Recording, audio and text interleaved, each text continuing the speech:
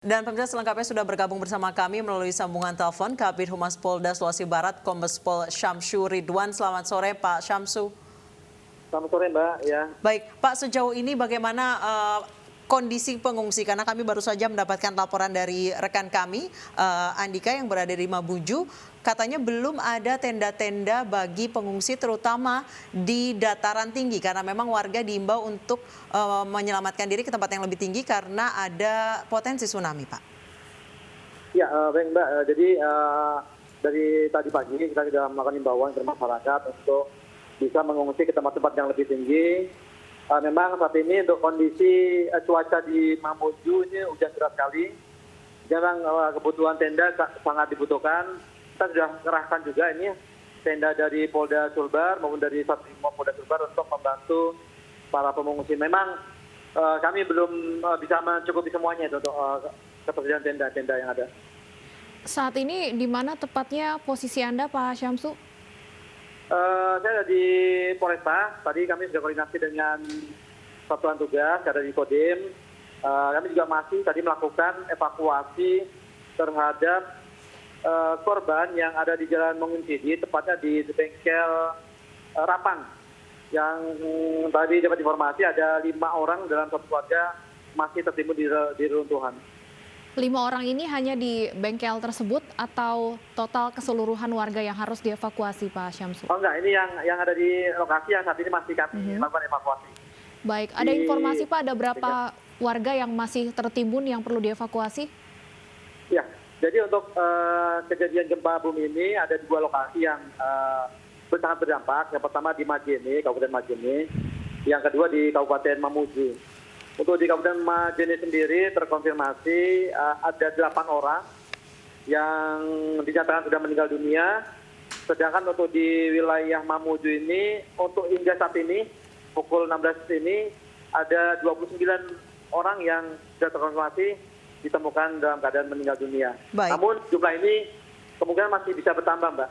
Karena kita masih melakukan evakuasi ini terhadap beberapa tempat. Baik, jadi sejauh ini ada total di Majene dan di Mamuju ada 37 korban meninggal dunia ya Pak ya? Iya. Dan rata-rata karena tertimbun runtuhan gedung Pak? Iya, betul. Baik. Bahkan semuanya karena tertimbun gedung. Baik, sejauh ini untuk proses evakuasi runtuhan gedung ada di berapa titik Pak?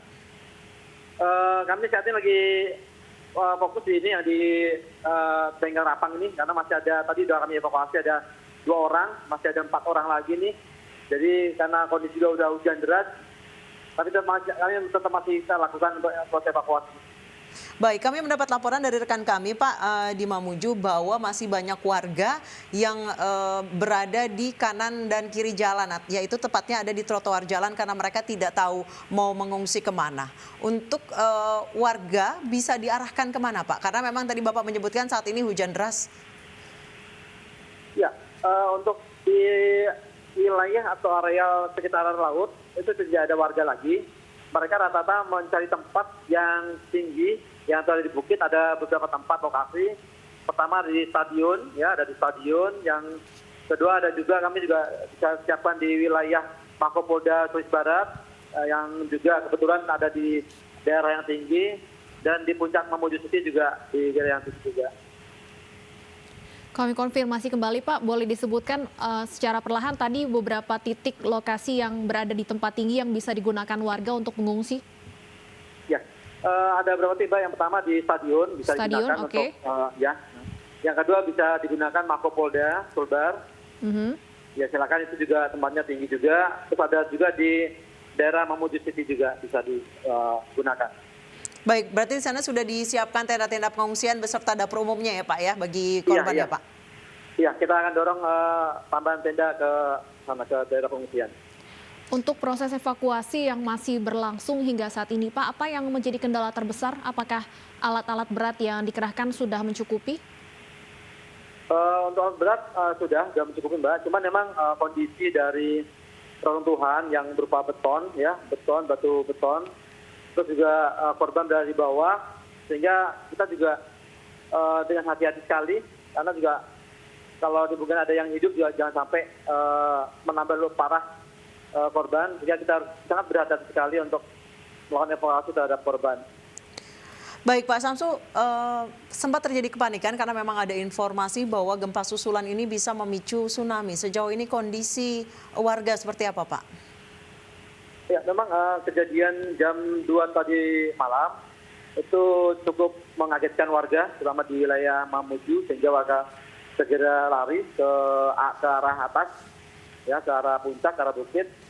Namun setelah tadi sinyal bisa dihidupkan, sehingga ada informasi yang kami dapatkan dari BMKG bahwa gempanya tadi pagi tidak menimbulkan dampak tsunami, sehingga warga bisa menjadi tenang kembali, sehingga ya ada sebagian yang kembali, artinya bahwa tetap tenang, tidak panik seperti yang kejadian tadi malam.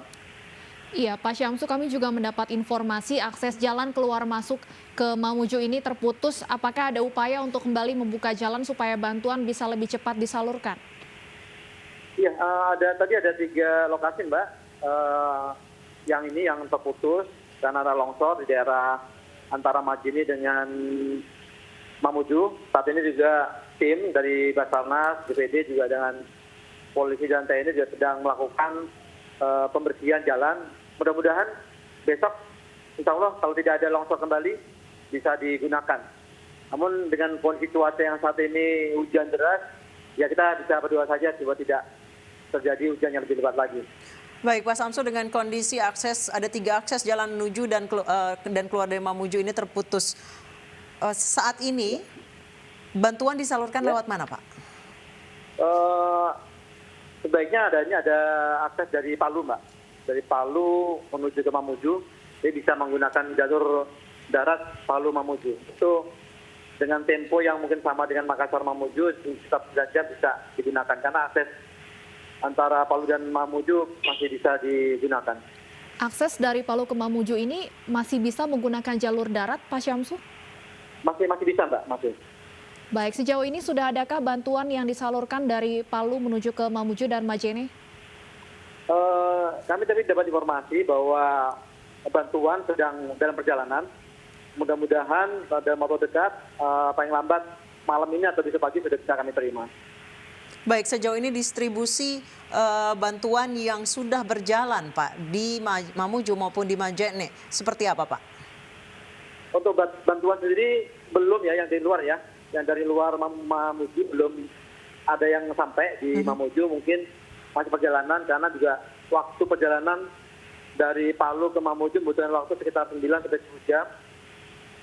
Sehingga untuk warga yang ada di sini masih menggunakan daya upaya sendiri mereka karena dengan sumber daya yang ada yang dimiliki yang digunakan. Baik. Iya, Pak, apa saat ini bantuan yang paling dibutuhkan oleh para pengungsi? Tadi adalah tenda yang pertama, yang kedua selimut mungkin ya, pakaian. Karena di sini juga cuaca hujan terus. Terus untuk bahan makanan sebaiknya yang siap saji ya. Baik, Pak Syamsu, jika memang belum memungkinkan atau mengirimkan bantuan dari luar menuju ke Mamuju ini akan sulit dilakukan pada hari ini dan baru akan bisa sampai besok, apakah ada rencana bekerja sama dengan toko-toko retail setempat Pak untuk penyaluran bantuan mungkin Pak? Iya, ini sementara untuk toko-toko banyak tutup di sini Mbak. Jadi nanti juga kita akan upayakan untuk berkoordinasi dengan mereka untuk bisa mengeluarkan bahan-bahan yang ada di toko-toko bahan sembako yang ada.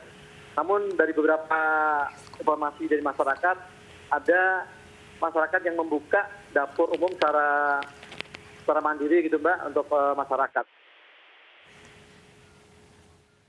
Baik, terima kasih Pak Syamsu Ridwan, Kabid Humas Polda Sulawesi Barat atas informasinya. Selamat bertugas kembali Pak Syamsu.